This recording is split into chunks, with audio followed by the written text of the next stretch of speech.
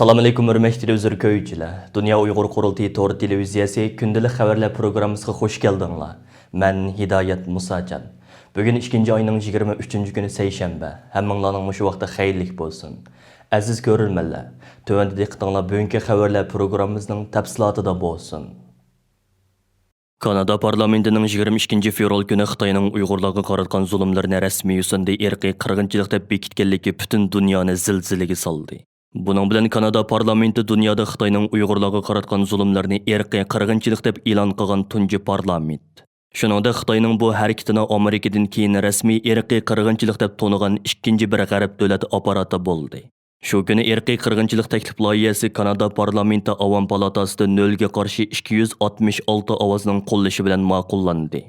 Ondan boshqa yana 22 fevral kuni Kanada Avam palatasi Kanadaning Xalqaro Olimpik komitetiga 2022 yillik Beijing qishliq olimpik musobaqasini boshqa davlatga yo'tkashni talab qilish to'g'risidagi taklif loyihasini 229 ovozning qo'llashi, 29 ovozning qarshi turishi bilan qabul qildi. Kanada parlamentida orqa-orqadan qabul qilingan bu ikki tarixiy qaror chet ellardagi butun Uyg'urlarni cheksiz so'yindirdi. 22 fevral kunini Kanada Uyg'ur do'stlik kuni deb jakarlagan ko'plagan Uyg'urlar o'zlarining turli ijtimoiy taratqulardagi bas suratlarini Kanada bayrog'iga almashtirdi. Ijtimoiy taratqular Uyg'urlarning Kanada parlamentiga bo'lgan cheksiz sevgi va minnatdorlik so'zlari bilan to'lib toshdi. Kanada parlamentida yuqorqi tarixiy qaror qabul qilingan Hamalli Dunyo Uyg'ur Qurultayı, Kanada Sharq Turkiston birligi, Amerika Uyg'ur kishilik huquq qurilishi, Amerika Uyg'ur birlashmasi, Uyg'ur harakati tashkiloti qatorliq ko'plagan Uyg'ur tashkilotlari bas-basda bayonot e'lon qilib, Kanada parlamentining bu jasur qaroriga butun Sharq Turkiston xalqi nomidan cheksiz minnatdorlik bildirish bilan birga, boshqa demokratik ellarning parlamenti va hukumatlarini Kanadadan ulgi ilishga chaqirdi. Kanada parlamentida Xitoyning Uyg'urlarga qaratgan zulmlarini rasmiy yo'sinda irqiy qirg'inchilik deb tonish haqidagi taklif loyihasi ovozga qo'yilayotgan daqiqalarda Kanada Sharq Turkiston birligining chaqirig'i bilan Kanadaning har qaysi rayonlarida yashayotgan yuzlagan fidokor Uyg'ur qarindoshlarimiz qattiq sovuq va qor shivirg'onga pisat qilmay, Ottavadagi parlament binosi oldida to'planib Xitoyning Sharq Turkiston xalqi ustidan rahimsizlik yurgizayotgan irqiy qirg'inchiligiga norozilik bildirishdi. Kanada Avam palatasida irqiy qirg'inchilik qarori qabul qilinganda bo'lsa, Uyg'ur namoyishchilarimiz cheksiz hayajon va xushallikdan ko'z yoshlarini tutolmay tantana qilishdi. Kanada Sharq Turkiston birligining raisi To'yg'un Abduvali apandi namoyish maydonidan qilgan so'zida, Kanada parlamentining bu tarixiy qarori dunyodagi boshqa davlatlarning buningga o'xshash qarorlarni elishi, Xitoyning Uyg'urlarga qilgan ziyonkashligining javobgarligini surishtirishi uchun o'lgulik va turtgulik rol o'ynaydi deb ko'rsatdi va bu taklif loyihasini hozirlagan va uni qo'llab ovoz bergan butun parlament a'zolariga Kanadadagi Uyg'ur jamoati nomidan minnatdorlik bildirdi. 22 fevral kuni Kanada parlamentida Xitoyning Uyg'urlarga qaratgan zulmlarini rasmiy yo'sinda irqiy qirg'inchilik deb tonish haqidagi taklif loyihasiga ovoz berish oxirlashgandan keyin Kanada parlamenti Avam palatasining raisi Antoni Rota yig'inda ovoz berish natijasini xulosalab, Kanada parlamenti Avam palatasining Xitoyda Uyg'ur va boshqa turkiy xalqlarga irqiy qirg'inchilik ilib berayotganligini e'tirof qilganligini rasmiy jakarlash bilan birga, Kanada hukumatining buni e'tirof qilishini talab qiladiganligini bildirdi. Antoni Rota mundaq dedi: Avam palatasining fikrida Xitoy Xalq Cumhuriyatining harakati, jumladan uning tutib turish lagerlari, Uyg'ur va boshqa turkiy musulmonlarga qarata tug'ut cheklash tadbirlarini yurgizishi, Birlashgan Davlatlar Tashkiloti Umumiy Kengashining irqiy qirg'inchilik ahdnomasi deb atalgan 260 nomerli qaroridagi qilmishlar bilan birdek deb qaraydi. Antoni Rota yana Kanada hukumatining ittifoqdosh ellar bilan maslahatlashib, irqiy qirg'inchilikni e'tirof qilishni rasmiy siyosat qilib bekitishni, har 2 navbatlik Amerika hukumatining Xitoy hukumati tarafidan Uyg'ur va boshqa turkiy xalqlarga irqiy qirg'inchilik yurgizayotganligini birdek e'tirof qilganligini bildirib, Avam palatasi Uyg'ur va boshqa turkiy musulmonlarga qarata Xitoy Xalq Cumhuriyati tarafidan irqiy qirg'inchilik ilib berayotganligini e'tirof qiladi. Shuningdek, hukumatni bu qarorni rasmiy qabul qilishga chaqirdi dedi. Mazkur taklif loyihasini sungan Kanada Konservativlar partiyasiga mansub Avam palata a'zosi Michael Chong bu vaqtda qilgan so'zida, Kanada hukumatining parlamentning mazkur qarorini qo'llashini umid qiladiganligini bildirdi. Ammo kishini suyundirdigini shuki, bu qitimqa ovozga qo'yishda hokimiyat beshidagi liberal partiyaga mansub parlament a'zolarining hech biri yuqorqi taklif loyihasiga qarshi ovoz bermadi. Michael Chong bu vaqtda qilgan so'zida, Xitoyning irqiy qirg'inchilik ilib berayotganligiga oid aniq va yetarli dalillarning borligini bildirib, mundaq dedi: Bizning keng ko'lamli tutqunga doir dalillarimiz bor. Bu şahitlarning guvohligi va yuqori sifatli sun'iy hamroh suratlardan dalillanib, Şinjangda yaqinqi bir qancha yil ichida yuzlagan tutib turish lagerlarining qurilib, millionlagan Uyg'urning qamalganligini ko'rsatib berdi. Michael Jong yana Xitoyning Uyg'urlarga qarata tug'mas qilish, majburiy bola tushirish qatorliq vositalar bilan sistemalik nopuz kontroli ilib berib, Uyg'ur nopusining ozayishini keltirib chiqarganligi. Uyg'ur ayollariga sistemalik bosqinchilik qilganligiga doir birinchi qo'l dalillarga erishganligini bildirib, biz buningga yana qarab tursak bo'lmaydi. Bu bir irqiy qirg'inchilik. Buning amaliyati qandoq bo'lsa, biz shundoq e'tirof qilishimiz kerak dedi. Yuqorqi taklif loyihasi ma'qullanishdan burun, ya'ni 20 fevral kuni Xitoyning Kanadada turishliq bosh elchisi Song Pyo Kanada parlamentini bu loyihani ma'qullaslik haqida ogohlantirgan va Şinjangda irqiy qirg'inchilik deydigan bir narsa yuz bergani yo'q deb bildirgan edi. Kanada parlamentining yuqorqi qarori haqidagi xabarlar dunyo matbuotlarining qiziq temasiga aylandi.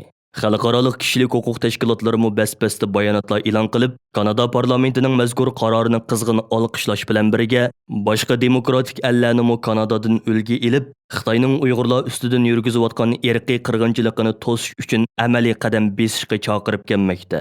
Yuqorqi tarixiy qarorning ilinishi munosabati bilan shu kuni stansimizning maxsus ziyoratini qabul qilgan Dunyo Uyg'ur qurultiyi muhojirlar komitetining mudiri, Kanadadagi siyosiy faoliyatchilarimizdan Mehmet To'xta apandi o'zining bu vaqtdagi qarashlarini bayon qilib, mundoq dedi. Assalomu alaykum qarindoshlar. Bugun Kanada parlamenti uzun muddatlik tirishchiliklardan keyin ba'zi millat vakillari bo'libmi, muhofazakorlar millat vakillari tarafidan o'tirib qo'yilgan Kanada parlamentining Xitoyning Uyg'urlarga ilib borgan vahshiyligini, ilib berayotgan vahshiyligini milliy qirg'inchilik deb jakalash haqidagi taklifini muzokara qilib bugun ovozga qo'ydi. Natijada 266 ga qarshi 0 ovoz bilan, ya'ni Kanadada bizning qiladigan bir qancha ishlarimiz var. Kanada parlamenti bu milliy qirg'inchilikni qabul qilgandan keyin Kanada hukumatı bo'libmi 1948 yildagi Jeneva ahdnomasiga imzo qo'ygan davlat, boshqa imzodor davlatga o'xshash Kanadaning irqiy qirg'inchilikni e'tirof qilgandan keyin amalga oshirishga tegishli qonuniy majburiyatlari var. Bu majburiyatlarning birisi bu milliy qirg'inchilikni to'xtatish. Ikkinchisi bu milliy qirg'inchilikka sabab bo'lgan jinoyatchi deb qaralgan bularni jazolash. Üçüncüsü bu milliy qirg'inchilik natijasida begunoh qamalgan va bu milliy qirg'inchilikning qurboni bo'lgan begunoh Uyg'urlarga Kanada hukumatining yordam qilishi. Bundan ki xizmatlarımızda müşakkada bo'lish kerak, shu 3 nuqtaga markazlash kerak. Shuni bilan birga Kanadada yozilgan bu tarix yalnız Kanadada qolmasligi kerak. Boshqa davlatdagi qarindoshlarimiz Kanadadagi mush faoliyatlardan o'rnak olib, başka devletlerden mi bo'libmi, shu g'arb davlatlaridagi parlamentlardan shunday qarorlarning chiqishi uchun harakat qilishimiz kerak. Yani milliy qirg'inchilik qarorini oldi deb Kanada yoki Amerika yolg'iz qolib qolsa, bu qarorlarning kuchi biz kutgan yerda bo'lmaydi.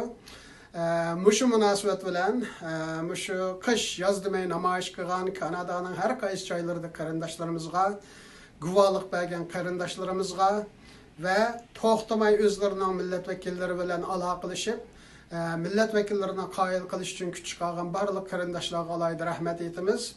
Albatta milliy qirg'inchilikni qabul qildi deb biz xo'shal bo'ladigan bir kun emas.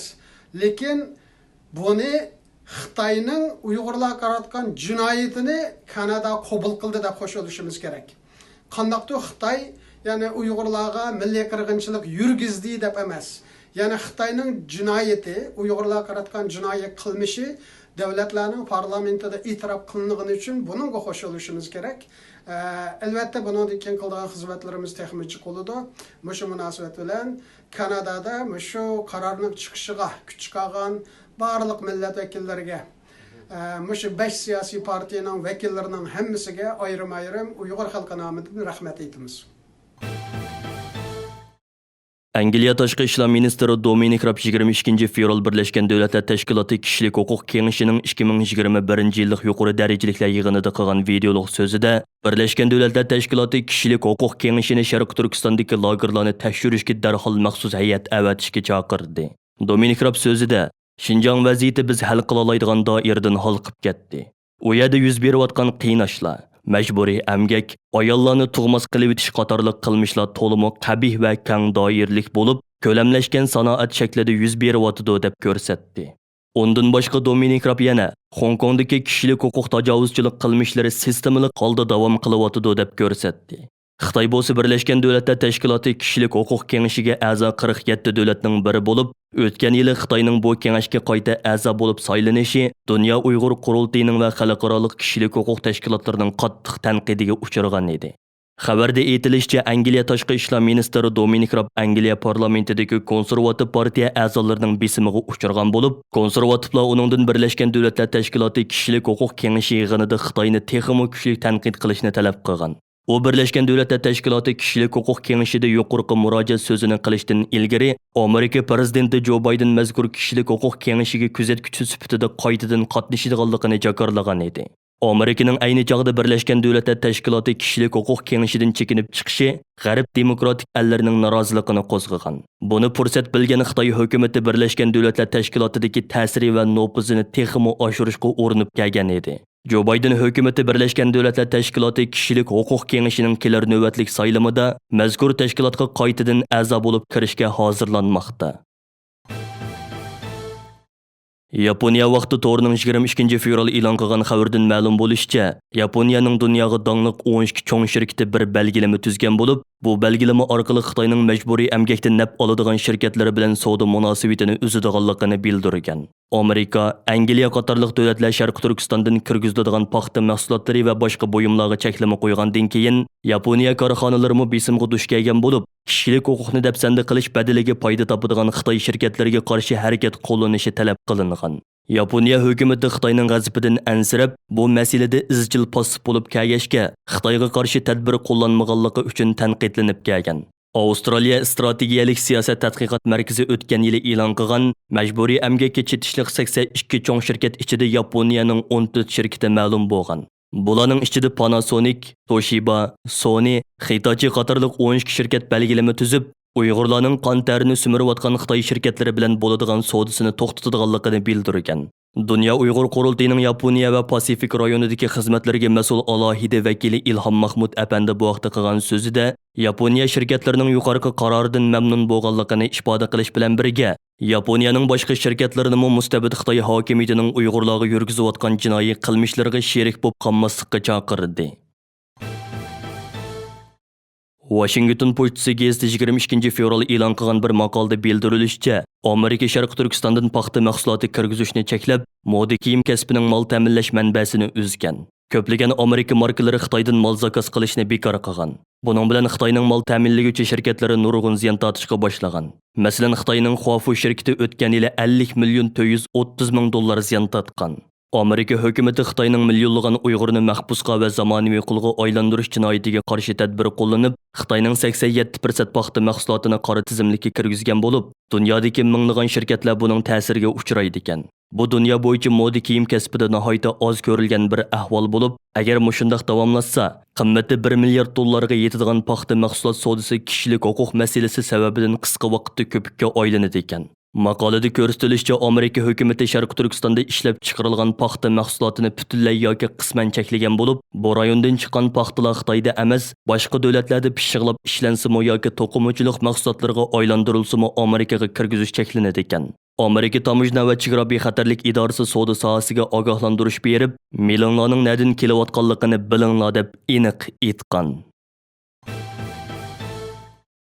Vatandagi urug' tuqqanlarning izdirikini qilib Turkiyaning Istanbul va Anqaradagi konsulxona va elchixonasi oldida norozilik harakati elib berayotgan lager qurbonlari yaqinlarining bu harakatiga ovoz qo'shish harakati har qaysi ellardagi Uyg'urlar orasida uzluksiz zo'rayib bormoqda. Hozirga qadar bu munosabat bilan Qozog'iston, Kanada, Amerika, Avstraliya, Yaponiya, Germaniya, Norvegiya, Gollandiya qatorliq davlatlardagi Uyg'ur tashkilotlari va Uyg'ur jamoatlari Turkiyadagi qarindoshlariga madad berish maqsadida Oilam nada degan o'rtoq shior ostida maxsus namoyishlar uyushtirdi. Yaponiya va Germaniyadagi namoyishlar bo'lsa har kuni tugudek davom qilmoqda. Masalan, Yaponiya Uyg'ur jamiyati tarafidan Yaponiyaning Saitama o'lkasida 13 fevral boshlatilgan norozilik namoyishlari bugun 11-kuniga Yevropa Sharqi Turkiston Birligi tashkiloti tarafidan Xitoyning Germaniya Myunxen shahridagi konsulxonasi oldida 16 fevral başlatilgan Oilam qayerda nomli norozilik namoyishi bugun 8-kun ekan. Norvegiya Uyg'ur komitetining uyushtirishi bilan Oslodagi Xitoy elchixonasi oldida 22 fevral başlatilgan namoyish bugun 2-kuniga qadam qo'ydi. Oslodagi namoyish maydonidan stansimizning maxsus ziyoratini qabul qilgan Norvegiyadagi Uyg'ur komitetining raisi Baxtiyor Ömer va Dunyo Uyg'ur qurultiyi ijroiya komitetining muavin raisi Samat Abla apandilar o'zlarining yurak so'zlarini tövandikidek bayon qilishdi. Assalomu alaykum butun dunyodagi barliq aziz qarindoshlar, hammalarning bugungi kuni xayrli bo'lsin. Bugun Norvegiya Osloda Norvegiya Uyg'ur komiteti o'rinlashtirgan Oilam nada namoyishi Xitoy konsulligi oldida davomlashyapti. Biz bu namoyishni uzun mezgil, ya'ni kuchimizning yetishicha odam tashkillab, oylab davomlashtirmoqchi. Xitoy tog'daq dövlünüp turgan Uyg'ur irqiy qirg'inchiligi dalil isbotlariga yana o'zining safsatasi bo'yicha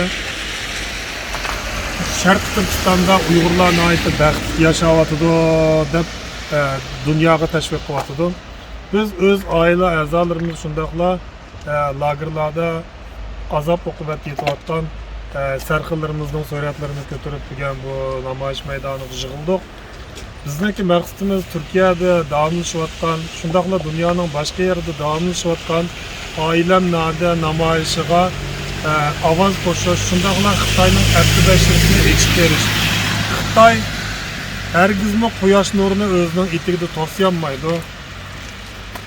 Milyonlagan kishilarniki oila urug' tuqqanlari, lagerlarda yetayotgan kishilarniki tonish bilishlari hargiz o'z uyida xotirjam o'tirib qolmaslik kerak.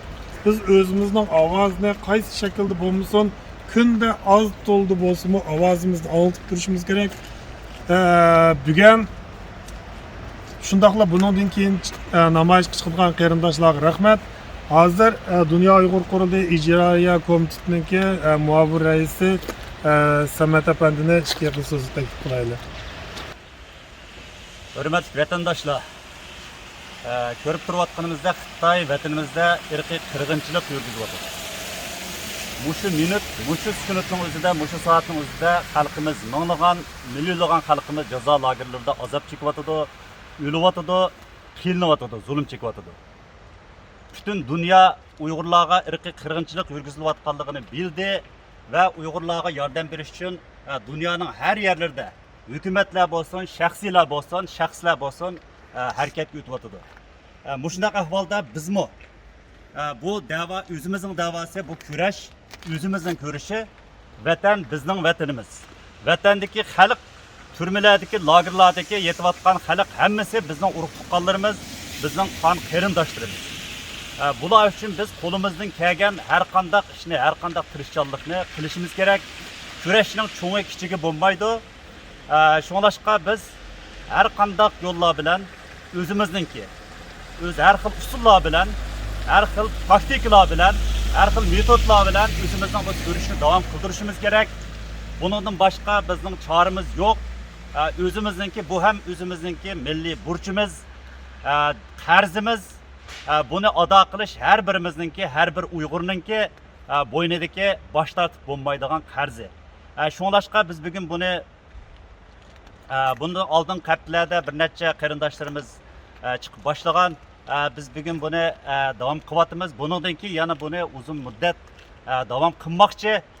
Shunga boshqa qarindoshlarningmi mayli Norvegiya, Oslo va Osloning atrofidagi bo'lsin, mayli Norvegiyaning boshqa joylar qarindoshlar bo'lsin, o'zi bir yo'lini qilib, imkoniyatlarni topib, shu Oilam nada namoyishiga bunun bir kadar uzun müddet davamlash uchun o'zining kuchini qo'shishini, o'zining hassini qo'shishini iltimos qilamiz va umid qilamiz va shuningga chaqiriq qilamiz. Rahmat. Osloda bu Xitoy virusininki yuqumning oldini olish xizmatlari jiddiy ishlanayotganligi uchun uning ustiga yangidan tarqalgan virus sababidan 5 dan ortiq odam namoyish chiqish imkoniyati yo'q. Shuning uchun har haftada 5 adam dijorni turish shaklda bu namoyishni davomlashtiramiz. Aslida tizimlatganlar nihoyat jiqdi, lekin hukumatniki tartibiga bo'ysunish uchun 5 odamdan chiqdik. buni qarindoshlarniki mush peti davomlashtirishni umid qilaman. Rahmat. Dünya Uyghur Qurultayı Tədqiqat Mərkəzi tərəfindən 26 fevral Cümə günü məşhur dini alimimiz və ədibimiz Lager şəhidi Muhammed Salih Damullah Hacimning şanlıq hayatı haqqında məxsus muhakimə və xatırlaş yığını ötküzüldü. Mərhum ustazımızın hayat vaxtida onun bilan söhbətdə və uçurishda bo'lgan dini ulamolarimiz və jurnalist ziyolilarimizning qatnashishida tor orqali ilib beriladigan və oldimizdagi juma kuni Berlin vaqti tushdan keyin soat 17 da boshlanadigan suhbat yig'inining naq maydon ko'rinishini Dunyo Uyg'ur Qurultayining YouTube sahifasidan bevosita ko'ra olasiz. Hammamizga ma'lum bo'lganidek mashhur diniy olimimiz va adibimiz shahid Muhammad Salih Damullah Hacim 2018-yili 2-oyda Xitoyning lagerda shahid bo'lgan va bu vaqtdagi xabar chet ellardagi Uyg'urlarning qattiq g'azabini qo'zg'ab qolmasdan xalqaroda nihoyatda kuchli inkas paydo qilgan edi. Hurmatli televizor ko'ruvchilar, yuqorida Dunyo Uyg'ur Qurultayi to'g'ri televiziyasi kundalik xabarlar programmasida diqqatingizga sundiq. Keyin qitimliq programmada ko'rishaylik. Ko'rishgacha omon bo'lgaysizlar. Xayr xo'sh.